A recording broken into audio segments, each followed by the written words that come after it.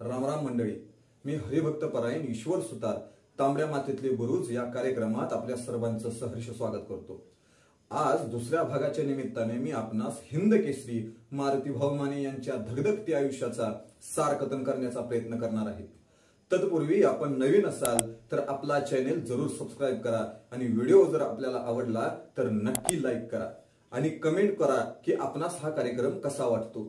तर चला मग सुरू करूया तांबड्या मातीतील बुरुज भाग 2 हिंद केसरी मारुती भाऊ माने। भीमरूपी महारुद्रा वज्र हनुमान मारुती वनारी अंजनी सुता रामदूता प्रभंजना। मारुती हे समर्थ रामदासांनी साक्षात भगवंत मारुतरायाचे केलेले वर्णन पैलवान मारुती भाऊ मानेंना तंतोतंत लागू पडते। शेतकरी कुटुंबात जन्मलेले हे रत्न नावाप्रमाणेच मारुतीचे भक्त हे होते। तसेच मारुतीप्रमाणे त्यांचे शरीर बलदंड तर होतेच, पण शक्ती ही तशीच अचाट होती व वायू वेगाने कुस्त्या करण्यात कुशल आणि तरबेज होते।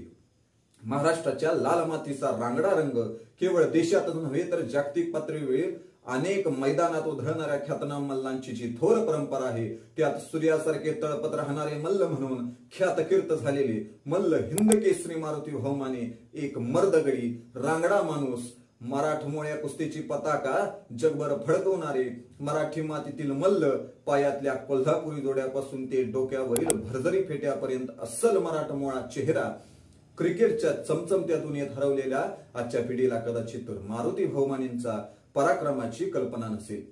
क्रिकेट सारख्या आयात खेळाला आपण उचलून धरतो, पण भारतीय संस्कृतीतून निर्माण झालेली मल्लविद्या असे तो हिमाचल पोहोचवणाऱ्या महाराष्ट्राच्या मल्लांना आपण विसरतो।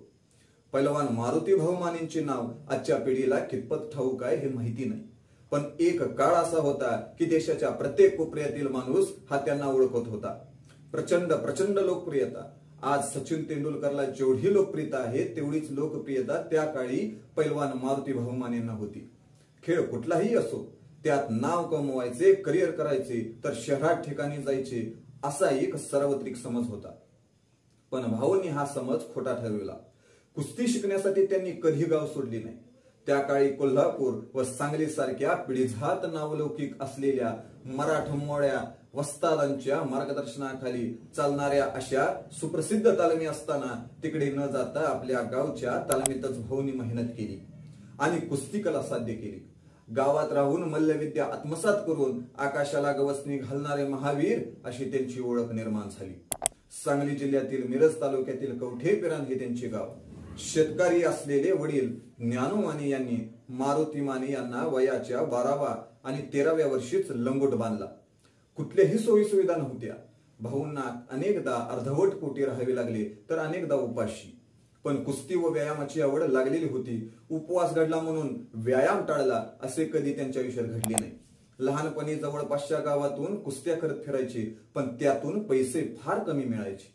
कुस्त्यांच्या दंगलीत जायचे तर वाहन नाही, कुस्ती मारल्यावर मिळालेले बरेचसे पैसे सायकलच्या भाड्यातच जायचे। अशा अत्यंत प्रतिकूल परिस्थितीही कठोर परिश्रमाने आणि येणाऱ्या साऱ्या आव्हानांना पुरून उरत कवठेपिरान या खेड्यातील एक वाघाने कुस्ती क्षेत्रात आपल्या पैलवानकीने आढळ आणि आदराचे स्थान निर्माण केले। लाल मातीची रग आणि भरत चाललेली देखणी शरीर यष्टी कमावलेल्या मारुती माने यांना कवठेपिरांच्याच प्रसिद्ध वस्ताद दोंडापान्ना खोकले व पैलवान रावसाहेब मारेकरी यांनी या भरदार देह यष्टीच्या पैलवानाला कुस्तीच्या डावपेचाचे सुडल पैलू पाडले। कवठेपिरांच्या बाहेर पाय टाकत भाऊ यांनी सांगलीत 1958 साली झालेल्या मोठ्या मैदानात पैलवान अण्णा पाटोळे या बलदंड पैलवानाची पाठ जमिनीला टेकवली। या कुस्तीनंतर 20 वर्षीय मारुती मानेंचे नाव गाजायला सुरुवात झाली। या यशानंतर मग वाघाच्या कातड्याच्या रंगाची लांग चढवणाऱ्या आणि दाढी वाढवलेल्या या बलदंड आणि पिळदार शरीर यष्टीच्या देखण्या मल्लाने मग मागे वळून कधी पाहिले नाही। कुस्ती खेळायची तर जिंकण्यासाठी हे देह उद्याशी बाळगूनच भाऊ प्रत्येक कुस्ती खेळायची। जिल्ह्यात, राज्यात आणि परराज्यात ही झालेल्या अनेक मैदानात भाऊंनी आपली ओळख कुस्ती शौकीनांच्या नजरेत साठवली होती। 1960चे दशक हा महाराष्ट्राच्या कुस्तीचा सुवर्ण काळ होता। या सुवर्ण काळाचे शिल्पकार होते पैलवान मारुती भाऊ माने। पहिले महाराष्ट्र केसरी पैलवान दिनकर दह्यारी यांच्याशी 18 एप्रिल 1959 रोजी भाऊंची प्रेक्षणीय कुस्ती होऊन ती बरोबरच सुटली। या कुस्तीत त्यांना जो आत्मविश्वास मिळाला त्याच्या बळावर त्यांनी ओरिसातील कटक येथे झालेल्या आशियाई गेम चाचणी स्पर्धेत त्यावेळेचे प्रसिद्ध पैलवान भीम सिलाराम यांच्यावर मात केली आणि 1962च्या जकार्ता आशियाई स्पर्धेसाठी त्यांची पात्रता सिद्ध केली। या विजयाने त्यांना आंतरराष्ट्रीय कुस्तीची मैदाने खुली झाली। 1962च्या जकार्ता आशियाई स्पर्धेत मारुतीभाऊ माने हे केवळ फ्रीस्टाईल कुस्ती प्रकारात भाग घेणार होते, पण ऐनवेळी ग्रीको रोमन स्पर्धेतही भाऊ उतरले आणि न भूतो न भविष्यती अशी सुवर्णमय कामगिरी करत या देशासाठी प्रथम फ्रीस्टाईल मध्ये 90 किलो गटात जपानच्या हरुओ ताकागी या पैलवानावर मात करून सुवर्ण पदक जिंकले व दुसऱ्या दिवशी ग्रीको रोमन मध्येही रौप्य पदकाची कमाई केली। आशियाई स्पर्धेत 2 भिन्न प्रकारात 2 पदके मिळवून भारत मातेच्या गळ्यात घातली आणि जकार्तावीर ही बुरदावली सिद्ध केली। अशी दैदिप्यमान कामगिरी करणारे कुस्तीगीर दुर्मिळच आहेत। आशियाई यशानंतर 2च वर्षात पैलवान मारुतीभाऊ मानेंनी हिंद केसरीची गदा महाराष्ट्रात आणली। सन 1964 पंजाब मधील कर्नाल मध्ये झालेल्या हिंद केसरी स्पर्धेची अंतिम लढत झाली ती पैलवान मारुतीभाऊ माने व मेहरदीन पंजाबी यांच्यात। मेहरदीन हा चांगला उंचा पुरा धिप्पाड व तगडा पैलवान होता। त्याची उंची 6 फूट 5 इंच होती। महाराष्ट्राच्या चिमूला तो गिनतच नव्हता। हा अंतिम लढतीत मेहरदीन या पैलवानावर मुलतानी डावावर मात करून भाऊंनी हिंद केसरीची गदा महाराष्ट्रात मिळवून दिली। हिंद केसरी किताब मिळवल्यानंतर संपूर्ण हिंदुस्थानात त्यांच्या नावाचा बोलबाला झाला। कवटेपिरांसारख्या एका छोट्याशा खेड्यात जन्मलेले भाऊ लहानपणापासूनच कुस्ती आणि व्यायामाकडे लक्ष देतात। काय आणि काही वर्षातच कुस्तीतील सर्वोच्च पद म्हणून ओळखले जाणारा हिंद केसरी किताब मिळवतात काय, या साऱ्याच गोष्टी सगळ्यांना अचंबित करणाऱ्या असल्या तरी त्यामागे त्यांची असलेली जिद्द, उमेद, कर्तृत्व आणि त्यांनी त्यासाठी घेतलेले अपार कष्ट याला तोड नाही। खेडेगावात राहून हिंद केसरीचा किताब मिळवणारे मारुतीभाऊ माने एकमेव पैलवान होते। 1964 मध्ये कोल्हापुरात मोहम्मद हनीफ व पैलवान भीमसेन दिल्ली यांना आसमान दाखवून त्यांनी कुस्ती क्षेत्रातील दिग्गजांचे लक्ष ओढवून घेतले। 6 मार्च 1965 रोजी कोल्हापूरच्या ऐतिहासिक खासबाग मैदानात हिंद केसरी पैलवान मारुतीभाऊ माने आणि मल्ल सम्राट पैलवान विष्णुपंत सावर्डेकर या 2 महाकाय मल्लांमध्ये जबरदस्त अशी अमरामर लढत झाली। कुस्तीचा दिवस उजाडला, लोक झुंडी करून खासबागकडे निघाले। ही कुस्ती पाहण्यासाठी खासबाग खचाखच भरले होते। मैदानाबाहेर मुंगी शिरायला ही जागा नव्हती, इतकी प्रचंड गर्दी उसळली होती। या कुस्तीचा थरार पाहिला जवळजवळ 1 ते 1.5 लाखापेक्षा जास्त कुस्ती शौकीन आले होते। खासबाग मैदानाची क्षमता आहे 1 लाख प्रेक्षक। 1 लाखाची क्षमता संपली, दरवाजे बंद झाले तरी पण 20,000 प्रेक्षक तिकीट काढून बाहेर फिरत होते। छत्रपती शाहू महाराजांनी बांधलेले हे मैदान या रेकॉर्ड ब्रेक कुस्तीनंतर आज तागायत इतके कधीच भरले नाही। भाऊंच्या कुस्तीने महाराष्ट्राला असे वेड लावले होते। असा होता तो काळ। तब्बल 2.5 तास चाललेल्या कुस्तीत डाव प्रतिडाव याचे प्रदर्शन कुस्तीप्रेमांना पाहण्यास मिळाले। अखेर तब्बल 2 तास 40 मिनिटांनी पैलवान मारुतीभाऊ माने यांनी या लढतीत बाजी मारली। दीर्घकाळ म्हणजे तब्बल 2.5 तास चाललेली ही झुंज बघणाऱ्यांच्या डोळ्यात आणि ऐकणाऱ्यांच्या कानात अद्याप जशीच्या तशी घर करून राहिलेली आहे। याचा प्रत्येक कुस्तीवर चर्चा सुरू झाली की वारंवार येतो। कुस्तीच्या इतिहासात दीर्घकाळात चाललेली लढत म्हणून या कुस्तीचा उल्लेख केला जातो। कोल्हापूरच्या खासबाग मैदानात आजवर अनेक ऐतिहासिक लढती झाल्या, त्यामध्ये सुवर्णाक्षरांनी नोंद घ्यावी अशी ही कुस्ती झाली। ही कुस्ती आजही लाल मातीच्या कुस्तीतील सर्वोच्च कुस्ती म्हणून ओळखली जाते। आजही अनेक पैलवान या कुस्तीबाबत भरभरून बोलताना दिसतात। कुस्ती हा पैलवान मारुतीभाऊ माने यांचा प्राण होता। कुणाशी ही कुस्ती करायला त्यांनी कधीच नकार दिला नाही। आपल्यापेक्षा नाव असलेल्या मल्लांचाही त्यांनी कुस्ती केल्या आणि त्या जिंकल्याही। संबंध महाराष्ट्रात पैलवान मारुतीभाऊ माने यांनी त्या काळात जोड नव्हती, त्यामुळे उत्तर भारतातील एखादा दिग्गज पैलवान आणून त्याच्याशी पैलवान मारुतीभाऊ माने यांच्याशी जोड लावून मैदान घेण्याची तयारी सुरू केली। याच काळात उत्तर भारतातील दिग्गज मल्ल म्हणून चंदगी राम यांची ओळख झाली होती।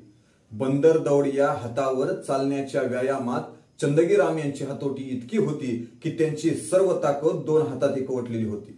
त्यामुळे कुस्ती मैदानात जर चंदगीराम यांनी प्रतिस्पर्धा मल्लाची मनगट पकडली तर त्यातून सुटका करून घेणं केवळ आणि केवळ अशक्य ठरत होतं.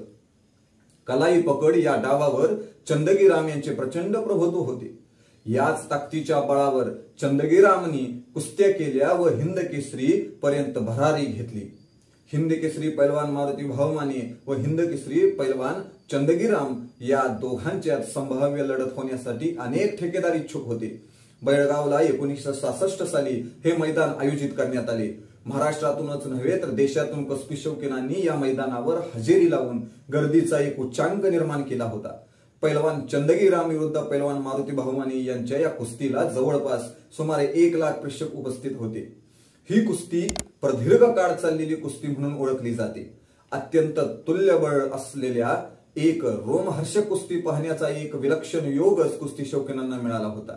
अखेर पैलवान मारुती भाऊ माने यांनी चंदगीराम यांना आसमान दाखवले व अखंड हिंदुस्थानात आपणच सर्वश्रेष्ठ असल्याचे सिद्ध केले. एका क्षण त्या काळच्या वृत्तपत्रातही दुसऱ्या दिवशी सचित्र प्रसिद्ध झाला होता.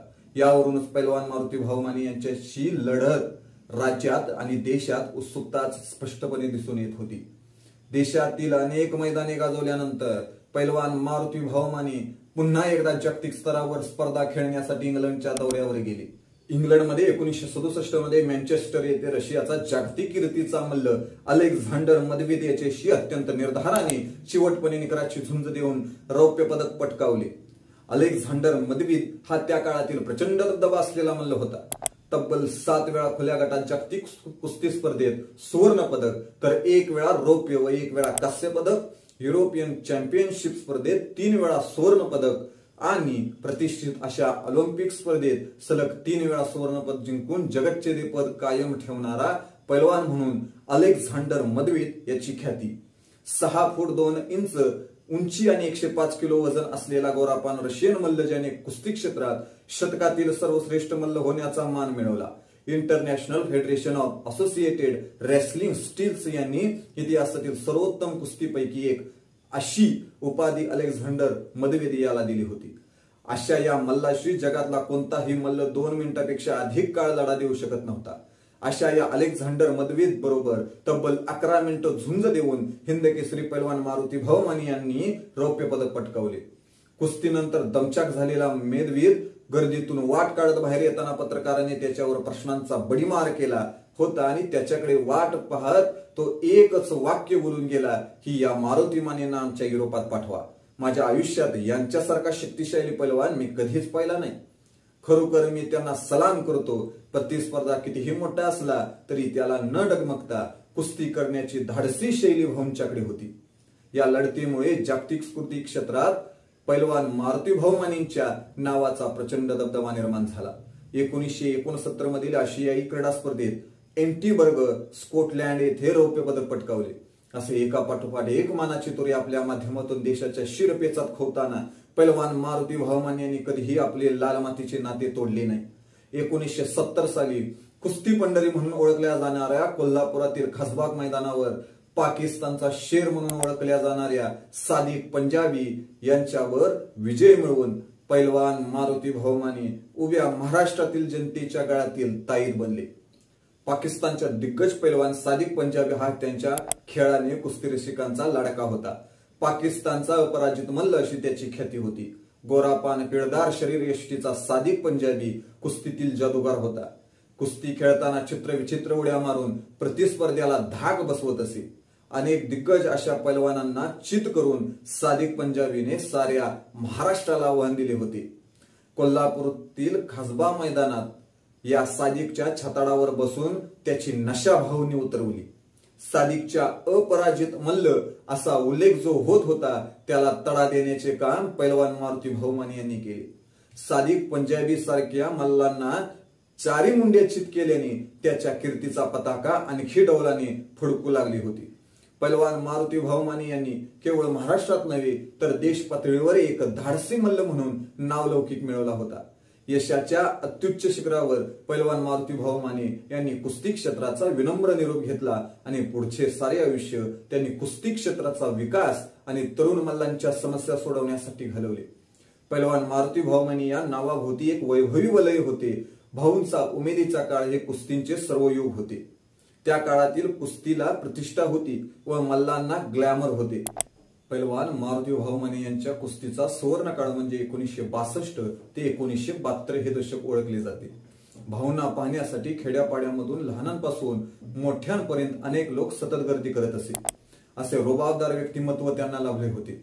भाऊ ज्यावेळी लाल मातीच्या सर्वोच्च पदावर होते त्यावेळी त्यांचे वजन 125 किलोच्या आसपास होते.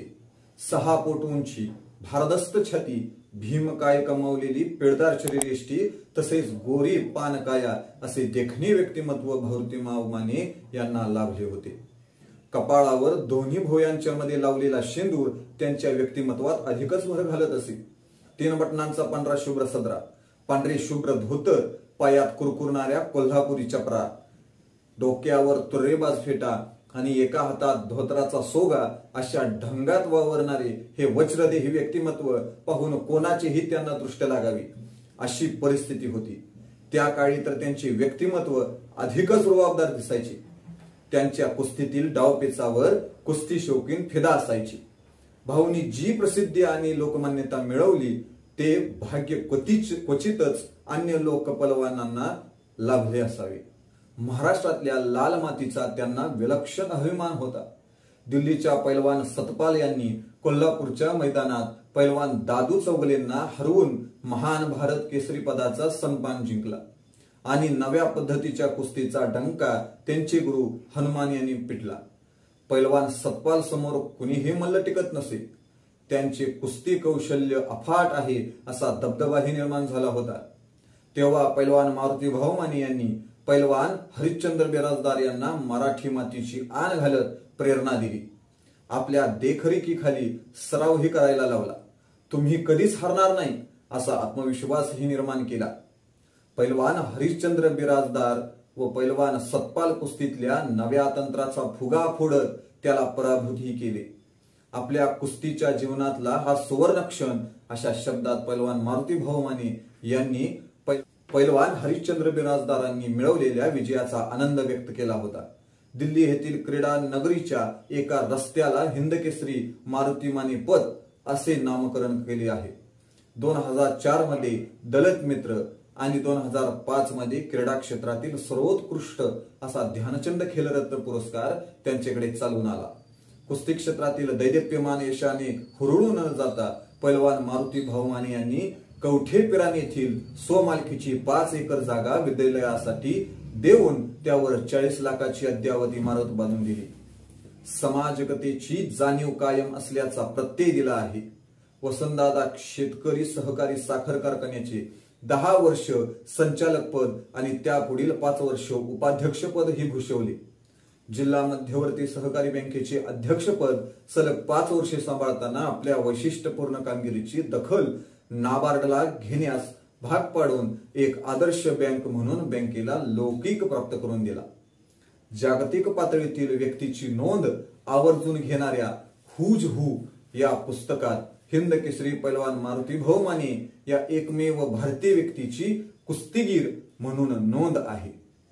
आज भाऊ आपल्यात नाही पण त्यांच्या कर्तृत्वाचा स्मृतिगंध नेहमीच भावी कुस्ती क्षेत्राला सतत प्रेरणा देत राहील यात शंका नाही. पुन्हा असा पैलवान होणे नाही.